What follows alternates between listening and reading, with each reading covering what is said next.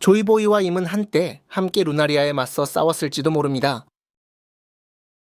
공백의 100년을 알려면 그 직전의 과거를 먼저 알아야 하지 않을까요? 원피스 세계의 행성 NL의 표지 연재에서 처음 밝혀진 그 공식 이름은 푸른색 별입니다. 그러나 이 이름은 조금 이상합니다. 우주에서 봤을 때 지구가 무슨 색으로 빛날지는 우주여행 전까지는 추측의 영역일 뿐이었습니다. 바다 때문에 파란색일 것이다. 구름 때문에 하얀색일 것이다. 추론만 난무했죠. 그러다 실제로 찍혀 공개된 푸른 지구의 사진은 인류에게 충격을 주었습니다.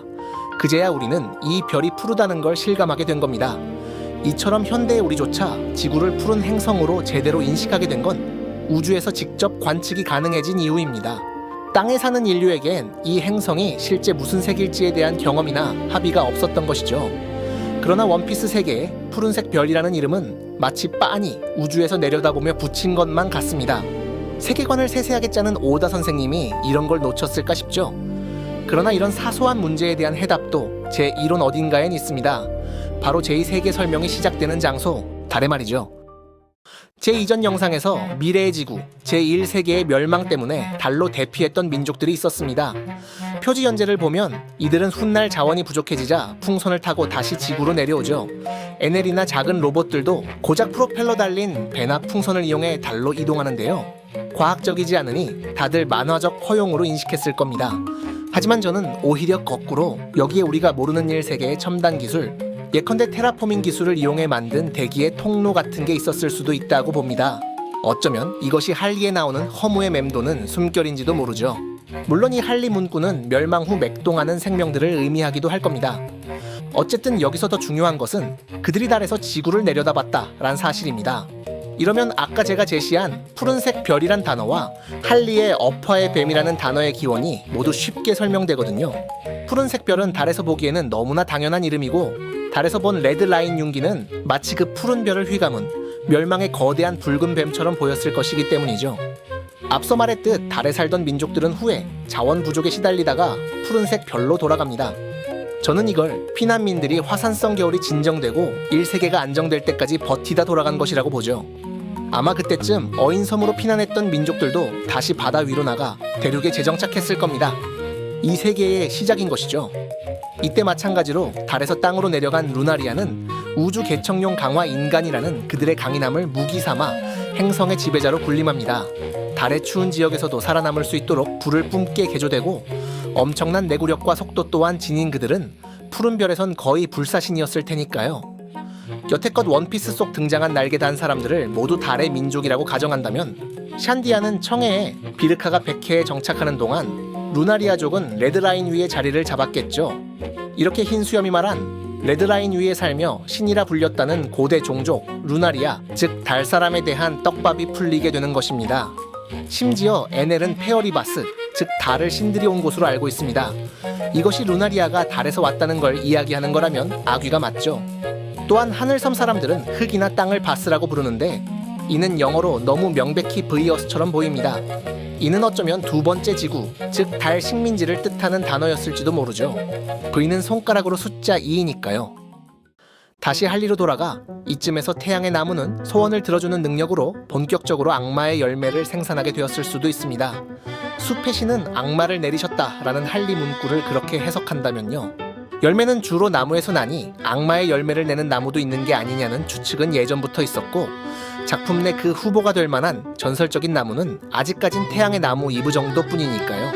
또한 이브의 위치는 그 뿌리가 뻗은 어인섬 위 마리조아로 추측되는데, 그곳은 기이한 능력을 다수 보유한 임과 오로성의 거주지이죠.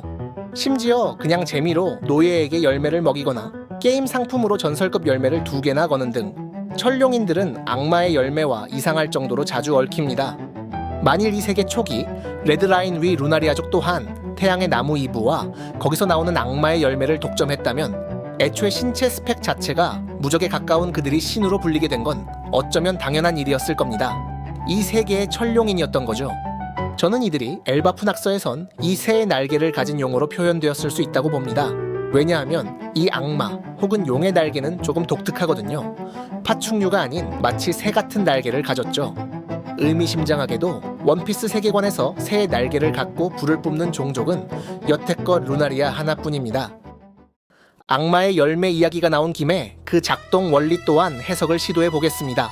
사물도 악마의 열매 능력을 얻을 수 있다는 점이나 인공 피로 능력을 재현하는 베가펑크의 그린 블러드 기술, 너무 어려 열매를 먹을 수 없던 보니에게 열매 엑기스를 넣어 능력자로 만든 오로성의 실험 등을 보면 악마의 열매 능력이란 딱히 열매라는 형태의 매인 것은 아니지만 또한 완전히 무형의 것도 아닌 것 같습니다.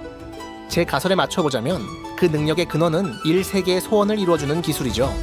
어쩌면 이것은 다른 차원의 존재나 법칙을 인간과 그 주변에 적용하는 일종의 국지적인 현실 조작 능력이었을 수 있습니다. 베가펑크가 이야기한 다른 차원, 미래의 존재라는 가설이 맞다면 말이죠. 저는 이것을 SF적 관점, 일종의 보이지 않는 생체 나노로봇 군집 같은 것에 비유하여 설명해 보겠습니다.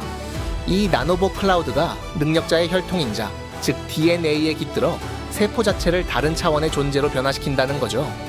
이렇게 해석하면 열매가 다른 열매에 깃드는 것은 능력자가 죽어도 초능력은 사라지지 않도록 하는 일종의 비상탈출 메커니즘일지도 모릅니다. 전사자가 넘쳐난 1세계 대전쟁 때 개발된 기술일지도 모르죠. 굳이 과일에 깃드는 이유는 먹는 방식으로 인체에 쉽게 투여할 수 있고, 과일도 일종의 생명이니 나노봇들이 수면 상태로 생존할 수 있는 환경이라 그런 건지도 모릅니다. 이러면 부룩의 부활 열매는 어쩌면 죽은 부룩의 자아와 기억을 복사한 나노봇 클라우드가 그 시체에 깃들어 부룩인 척하는 것일지도 모르겠네요. 동물계의 각성이 엄청난 회복력을 주는 것 또한 나노봇이 세포 재생을 극한으로 끌어올리는 것으로 해석이 가능하며, 반대로 옥졸수처럼 자아를 잃게 되는 각성은 사용자의 정신이 나노봇 자체의 인공지능이나 데이터의 역으로 먹혀버린 시스템 오류 상태일지도 모릅니다. 사물이 열매 능력을 얻거나 의지를 갖는 것도 비슷한 맥락이죠. 또한 카이도는 능력자의 심신이 능력을 따라잡았을 때 악마의 열매 각성이 일어난다 라고 했는데, 이를 나노봇 클라우드의 오버드라이브라는 말로 번역하면 주변 사물까지 실이나 떡으로 바꿔버리는 초인계의 각성을 몸 밖까지 나노봇이 증식하여 주변 환경까지 테라포밍하는 현상으로 볼 수 있습니다. 검은 수염이 죽은 흰 수염의 능력을 뽑아낼 수 있었던 것도 페루석 성분이 섞인 천 등으로 시체를 덮어 이 나노봇이 탈출하지 못할 환경을 만들었다거나 어둠의 인력으로 클라우드를 강제로 추출한 것일지도 모르죠. 물론 이런 SF적인 가설만으로 악마의 열매 메커니즘의 모든 것을 설명할 수는 없습니다. 나노봇이 아니라 생체 에너지, 심지어 영혼이나 차원 같은 개념으로도 비슷한 설명이 가능하고, 그림자 열매나 하비하비 열매 같은 초월적인 능력은 SF의 범주를 아득히 뛰어넘은 능력을 부여하니까요. 그러니 전체적으론 악마의 열매는 만화적으로 해석하는 게 더 맞을 겁니다. 그리고 그 만화적인 해석이 바로 원작에선 베가펑크가 언급한 사람들의 소망, 다른 차원, 미래의 존재이며, 제 이론에선 소원을 들어주는 나무, 이브인 것이죠. 자, 다시 역사로 돌아가 보죠.